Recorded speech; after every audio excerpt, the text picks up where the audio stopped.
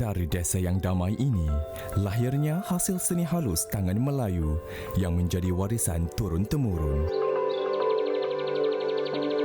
Khazanah seni kraf yang diwarisi turun-temurun yang diajar dari orang terdahulu menjadikan setiap anyaman, ukiran, tenunan dan hasil kerja tangan yang terhasil bukan sekadar simbol kecantikan tetapi juga menjadi lambang jati diri bangsa itu sendiri.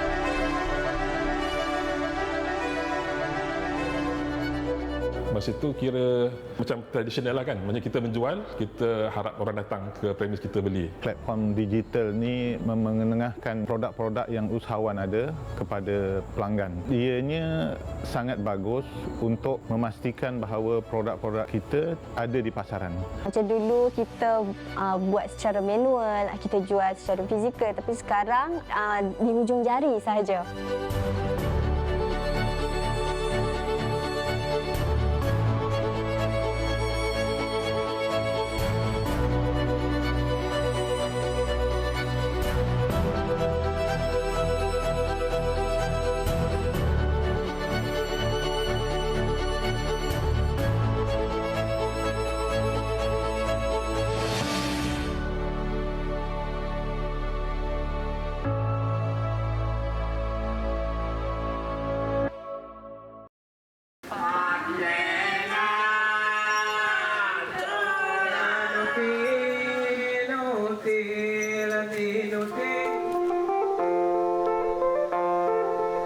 Malaysia bukan sekadar sebuah negara, ia merupakan sebuah kanvas budaya yang terbentang luas.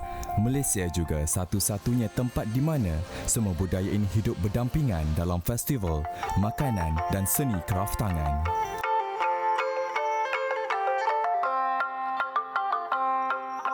Di tanah Semenanjung dan Borneo, wujud pelbagai kaum yang bersama-sama membentuk satu identiti unik. Setiap negeri punya cerita, setiap budaya punya warnanya. Dari setiap kaum lahir satu persamaan, keindahan seni yang berpaksikan akar budaya.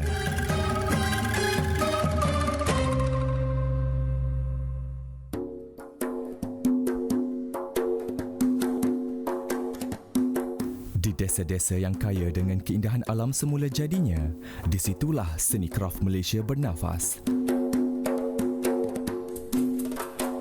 Ramai pengusaha kraf datang dari kawasan luar bandar. Kebanyakan mereka semuanya menggunakan bahan mentah dari sekitar mereka. Namun, dalam keindahan itu tersembunyi cabaran.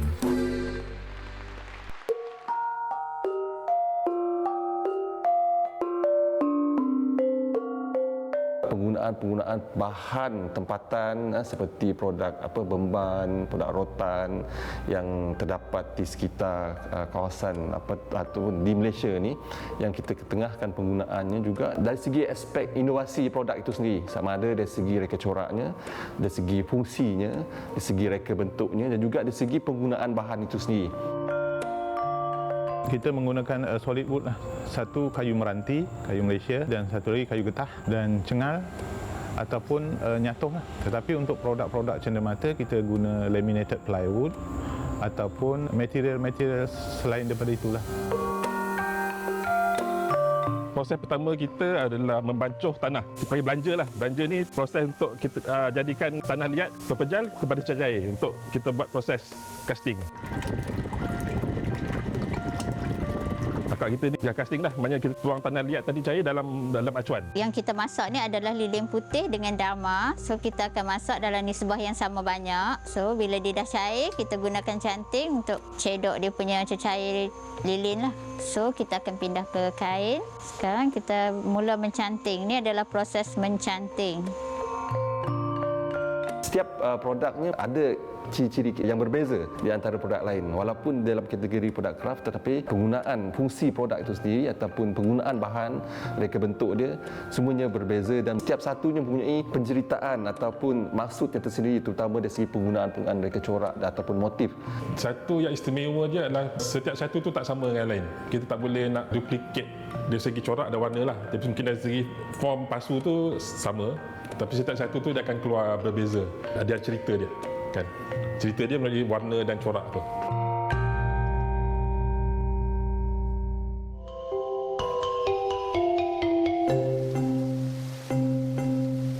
Usaha kecil sukar bersaing dengan produk moden.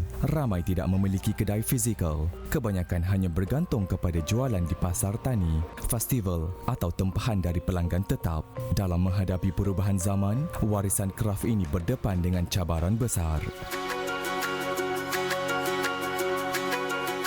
Masa kalau ikutkan daripada tahun 1993 tu saya banyak buat tempahan lah. Kita orang jauh di utara kan. Kami punya pesaing kira macam kita nak masuk kan kita punya produk batik ni kita nak jual memang satu masalah yang besar lah.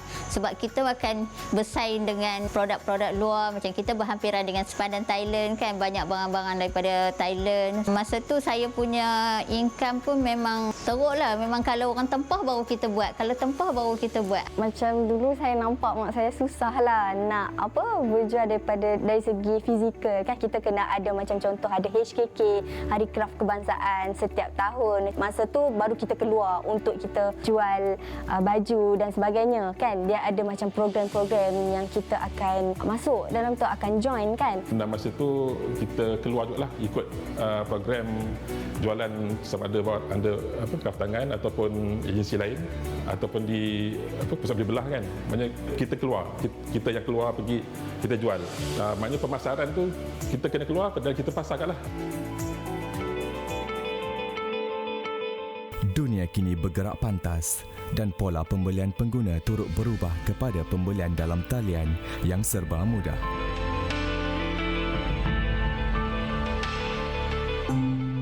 Di tengah arus moden, kraf tradisi seolah-olah tenggelam ditelan zaman digital.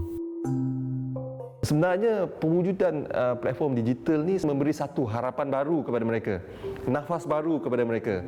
Apabila mereka pada satu ketika amat tertekan, tidak tahu apa yang perlu dilakukan, kami sebagai agensi peneraju kraf di negara ini, kita kena fikirkan dulu macam mana kita nak membela nasib usahawan ni. Kita nak memikirkan bagaimana kita nak meneruskan, walaupun halangan tu kita rasa mungkin akan agak sukar kita nak lalui kan. Tetapi bila kita melihat daripada aspek ataupun dari segi sudut yang berbeza kan, sebenarnya mesti ada jalan bagaimana untuk membantu usahawan ni. Mesti ada jalan macam mana kita boleh meneruskan ataupun memberi peluang kepada usahawan kraf ini walaupun dalam keadaan yang tidak menentu kan. Kraf Tangan Malaysia, agensi di bawah Kementerian Pelancongan, Seni dan Budaya, menyedari pentingnya transformasi digital demi memastikan kelangsungan industri kraf. Justeru, pada tahun 2020 menjadi titik perubahan segalanya. Dunia dilanda pandemik COVID-19, rantaian bekalan terhenti, festival ditangguhkan, gerai kraf ditutup, pelanggan hilang dan pendapatan menjunam hampir sifar. It's the right timing lah kan. Maknanya memang kita tak boleh keluar. So apa kita boleh buat masa tu? So inisiatif masa tu yang dicetuskan oleh Kraf Tangan adalah membuat platform online. Kita kena fikir di luar kotak lah. Kita tak boleh nak jual secara fizikal masa tu. Ada satu idea ni untuk berdaftar dengan platform digital.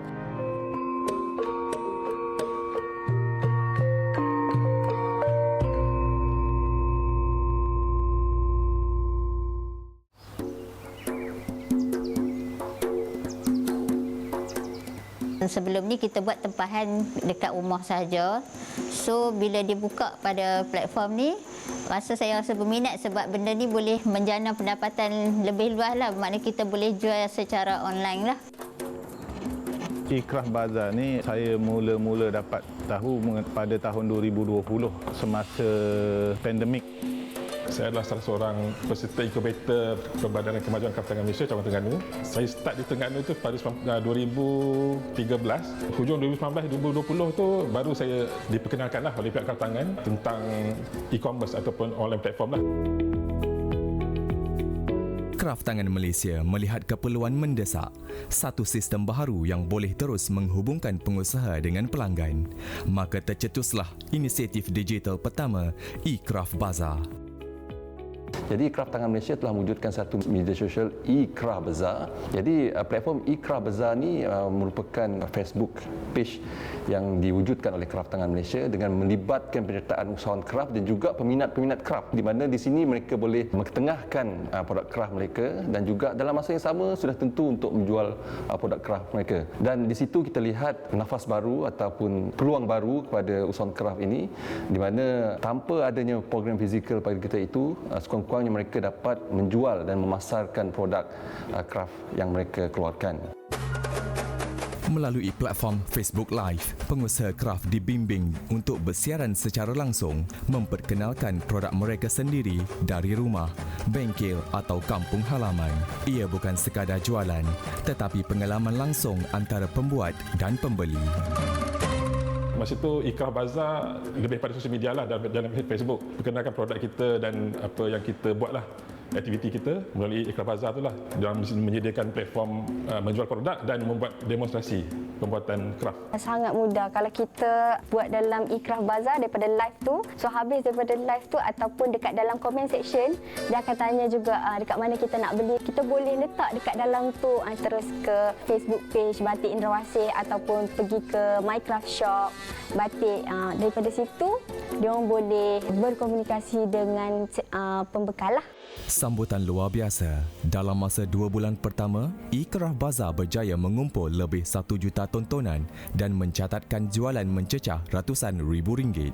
Melihat keberkesanan ini, Kraft Tangan Malaysia melangkah lebih jauh dengan memperkenalkan platform e-dagang rasmi MyCraft Shop.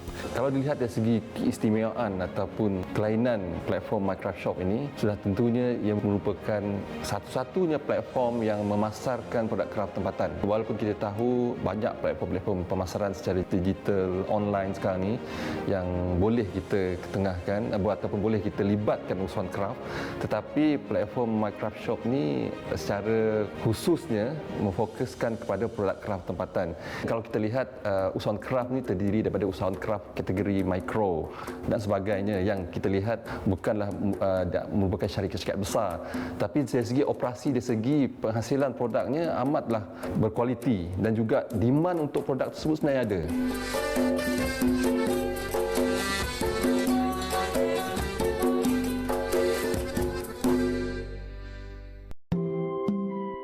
Melalui MyCraft Shop, pengguna boleh menelusuri pelbagai produk daripada batik eksklusif, tenunan Pahang, tembikar Sarawak, tikar Mengkuang Kelantan hingga kraft logam dan seni ukiran kayu dari Terengganu dan Perlis.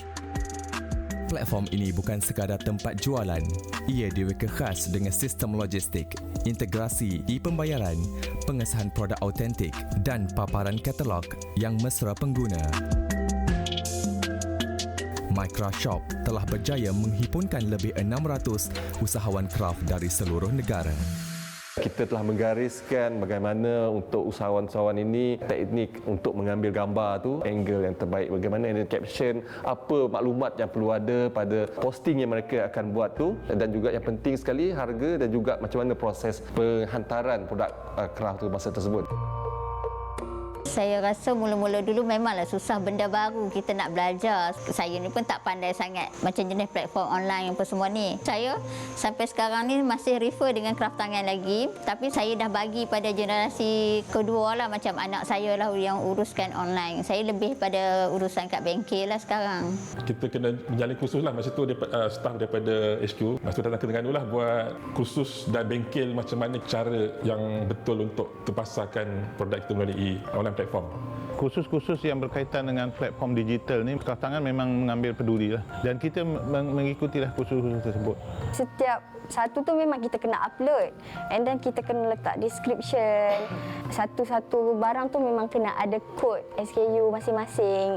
So daripada situ, serba sedikit saya kena belajar untuk memahamilah macam mana platform tersebut. Transformasi digital bukan sekadar pembinaan platform, ia adalah proses membina keupayaan insan. Seiring pelancaran MyCraft Shop dan eCraft Bazaar, Kraft Tangan Malaysia memperhebat usaha melatih dan membimbing usahawan dalam penguasaan digital. Melalui pelbagai siri bengkel dan kursus, lebih 8,000 pengusaha kraft telah dilatih sehingga tahun 2025. Modul yang ditawarkan termasuk fotografi produk, pengendalian kedai dalam talian, teknik siaran langsung, penggunaan media sosial serta pemasaran kandungan. Secara keseluruhannya, produk yang dijual ataupun dipaparkan di dalam MyCraft Shop ini adalah produk kraft tempatan yang dihasilkan oleh usahawan kraft tangan tempatan yang berdaftar dengan Kraft Tangan Malaysia. Jadi secara operasinya, secara pengurusannya 100% dikelolakan oleh tenaga pakar dalaman Kraft Tangan Malaysia, di mana kita telah membuat penyelarasan bersama usahawan-usahawan yang terlibat supaya mereka dapat menjual produk kraft mereka di dalam platform MyCraft Shop tersebut. Sebelum ni memang kita menghasilkan ataupun menjalankan aktiviti pemasaran secara fizikal di mana pembeli dapat melihat, merasai sendiri, sebab produk kraft ni bukan macam produk biasa. Dia ada elemen-elemen artistik di situ yang memerlukan penelitian ataupun pemerhatian sebelum mereka membeli produk tu, barulah dapat memberi keyakinan kepada pembeli itulah.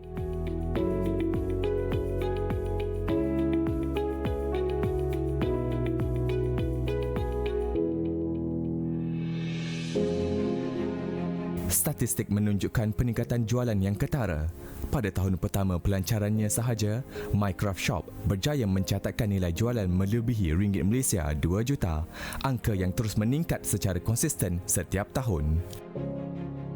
MyCraft Shop pula mencatat pertumbuhan signifikan sehingga pertengahan 2025 lebih 620 pengusaha aktif menjual melalui platform ini dengan jumlah transaksi melebihi ringgit Malaysia 5.5 juta, peningkatan 300% sejak ia dilancarkan. Dan Kraft on the Go pun satu apps yang inisiatif yang bagus yang dibuat Kraft Tangan. Salah satu ciri dia boleh memandu kita kat mana usahawan kraft yang terdekat. Aplikasi Kraft on the Go ni terdapat maklumat-maklumat seperti tempat usahawan, produk kraft yang dihasilkan, kita linkkan dengan MyCraft Shop. So dalam masa yang sama, di samping mereka boleh pergi ke tempat usahawan itu sendiri, pembeli ataupun pengguna app tersebut boleh membeli produk kraft menerusi link yang kita terdapat dalam aplikasi tersebut kepada MyCraft Shop.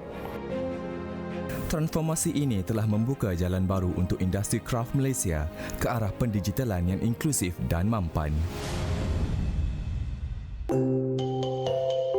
Produk mereka tidak lagi terhad kepada pasaran fizikal atau bazar tempatan. Pendigitalan ini memberi peluang kepada pengusaha kecil untuk bersaing secara global. Ia membuka ruang kepada komuniti luar bandar untuk menjana pendapatan dengan cara baharu. Sambil mengekalkan identiti warisan tempatan, pendigitalan juga membolehkan mereka menjimatkan kos operasi, mengurus inventory dengan lebih cekap dan membina jenama peribadi yang dikenali ramai. Malah meletakkan Kraft Malaysia sebagai produk premium yang diyakini pengguna digital masa kini.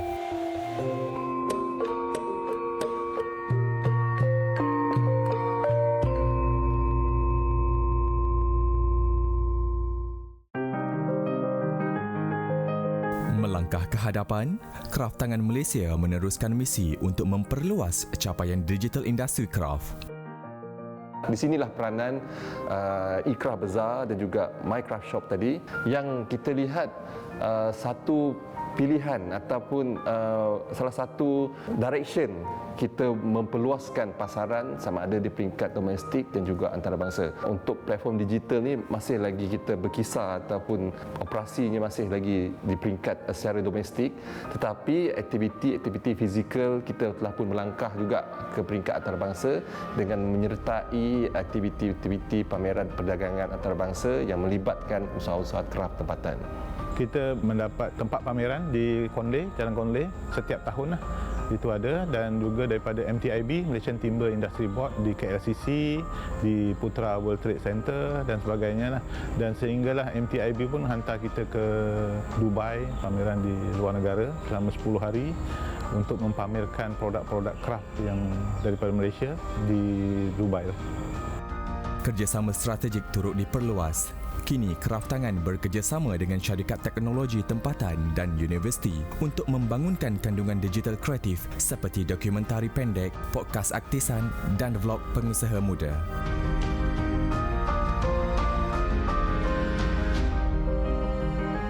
Melalui hala tuju yang telah digariskan ini, selain daripada pengomersialan ni kan, ada elemen-elemen lain yang perlu kita bangunkan juga, terutama sekali daripada pemerkasaan komuniti. Di mana pemerkasaan komuniti ini kita mewujudkan kelompok-kelompok komuniti untuk menghasilkan produk kraft, untuk memberi sokongan ataupun support kepada usahawan-usahawan kraft sedia ada.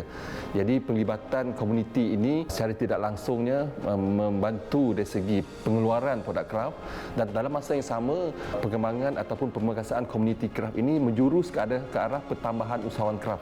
Yang penting pendedahan kan. Bila kita dedah lama-lama, isunya kita tak kurang pendedahan, kita tak terbiasa dengan karya seni lah atau produk kraft. Bila saya memunculkan diri saya dalam industri kraft ni, sikit sebanyak boleh mendedahkan orang dan bagi awareness lah apa value kraft kita sebenarnya. Di samping tu, saya juga dijemput oleh agensi kerajaan, sekolah atau universiti datang untuk bagi talk ataupun conduct mini workshop kan, sama ada kat bingkai saya ataupun dekat tempat diorang lah. Kita memang menerima internship daripada universiti Malaysia. Dekat situ kita akan dapat terima semua fresh graduate, dan selama 3 bulan mereka berada di sini, kita akan dapat pilih yang mana satu yang kita boleh sesuai dengan kita, maka kita akan serapkan pada tempat kita. Bila ada usahawan, kita perlu memikirkan bagaimana kita untuk memasarkan produk kraft mereka. Sebab dari segi teknikal, dari segi pembuatan dan juga rekaan produk-produk kraft ini memang selari dalam hala tuju kita, di mana rekaan-rekaan yang berkonsepkan ciri-ciri identiti tempatan, menggunakan motif-motif identiti tempatan, menggunakan bahan-bahan asli tempatan, dan kita juga menyasarkan produk kraft tersebut sama ada boleh dipasarkan di peringkat domestik ataupun antarabangsa. Dengan adanya platform digital, pengusaha kini tidak lagi terbatas pada lokasi geografi. Mereka mampu menembusi pasaran global secara terus, membuka peluang ekspor tanpa perlu perantara. Setakat yang kita ada sekarang ni, kita ada daripada Singapura, daripada Brunei. Produk-produk kita ni yang di Singapura kita ada ejen, kita lantik ejen di sana, dan di sana dia pasarkan lah. Setiap bulan kami ada menerima tempahan daripada pelanggan lah. Kami juga ada regular customer daripada Singapura. Dia rajin jugalah beli set batik painting kit ni daripada kami. Mula-mula sale yang terbesar yang saya ada, paling besar masa tu pun 35,000 untuk satu tempahan. Adanya e-commerce ni, dia terus melonjak dan pernah dapat order yang terbesar 250,000. So nampak beza figure di situ kan.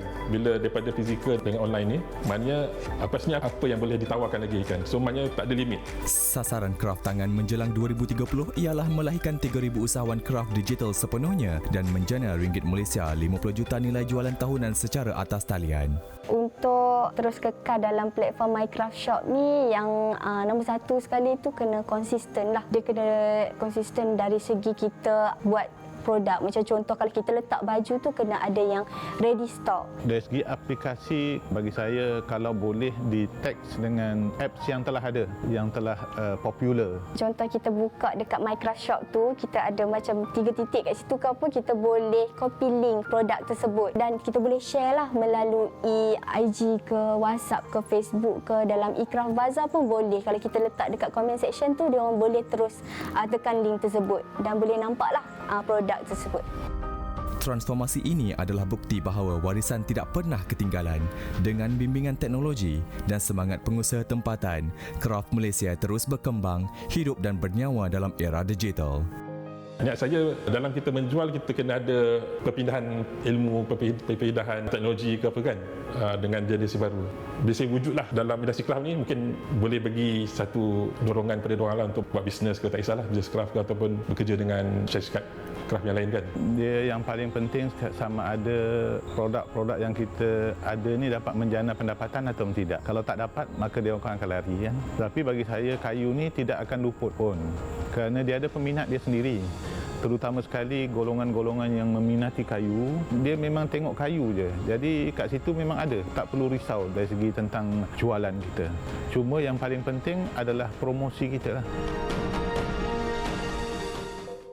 Inilah wajah baharu industri kraft di mana tradisi dan teknologi berjalin harmoni demi generasi hari ini dan esok.